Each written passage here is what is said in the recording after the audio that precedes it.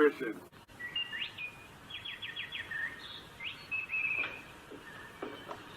Good morning, Colonel, sir. Fine bright today. I hear down at the village, prices is picking up, and it's a big year for cotton. And heroic, a charismatic superstar who leapt on the screen. Men wanted to be like him and women wanted to be with him. But in real life, he was complicated, longing for recognition as both an actor and writer. Devilishly handsome and charming, he was a risk-taker who flouted society's conventions and inevitably landed in trouble. For him, life was a series of adventures. Making movies was one.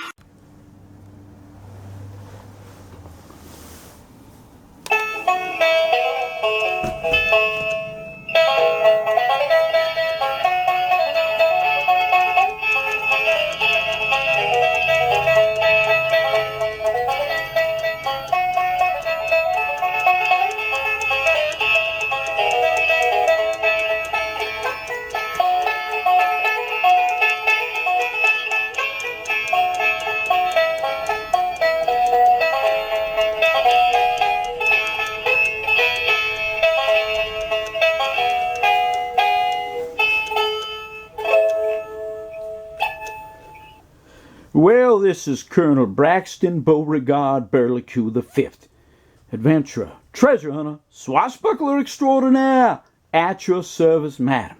Well, today's talk is going to be on a military item. I got this. It's a, I believe it's an 1897 pattern Canadian officer's sword. More than likely, probably made during World War I or shortly before. And this, you know, we're not just limited to Third Reich items. I mean, there's a lot of other interesting military out there. And I've always found swords to be quite interesting. And whenever I can pick one up at a decent price, I usually do. So I thought maybe I'd go a little off the beaten path and talk about, of all things, a Canadian sword, which I picked up a few years ago. Now, as you see here, we've got the nice scabbard. It's not all dinged up. That's a great thing. And then we have the sword itself.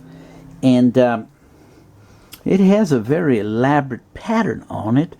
And as you all can see, we got Grand Regent. Well, you know what? We got actually George, I think it's the 5th.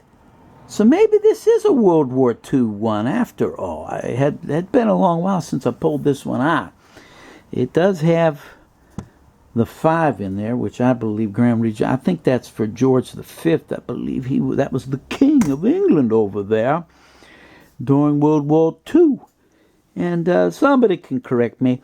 And this particular sword, if I can show it, it was made by William Scully Company out of Montreal. And you can see it's in pretty good shape. It got like, I don't know what that is, like an eel skin, something like that for the handle there. Not bad. Blade, I love the etching on the blade. That's a real art form to me. These swords that have those etchings on there. It's not personalized, but you know you can't have everything. So, sword like this, at least last I looked, as of last year, I've seen these advertised for about $600. To me, that's a little pricey. I would pay less for that. I certainly did.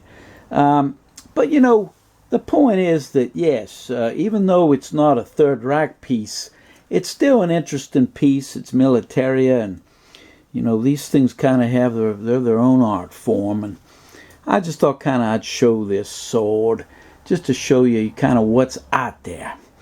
But anyway, I guess that's all the old colonel has to say about this here particular piece. So I suppose I should put this back in the scabbard before I hurt myself. You gotta make sure it's going in the right way, you know, boy. There we go. And I'll just lay there, sword there, at the banjo player's feet.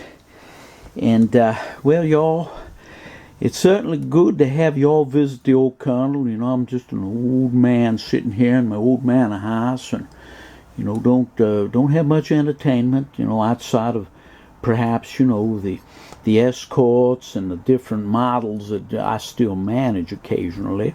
So, you know, I'm glad you paid a visit here. So I'm going to sign off now. The banjo player.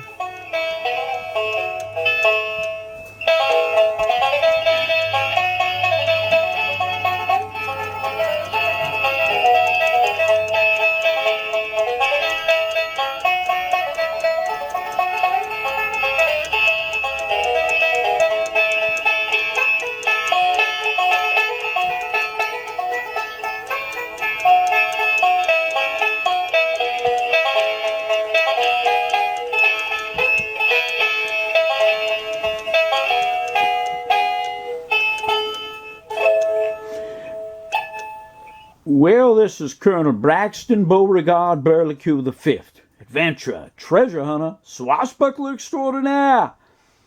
At your service, madam. Signing off. Goodbye, y'all.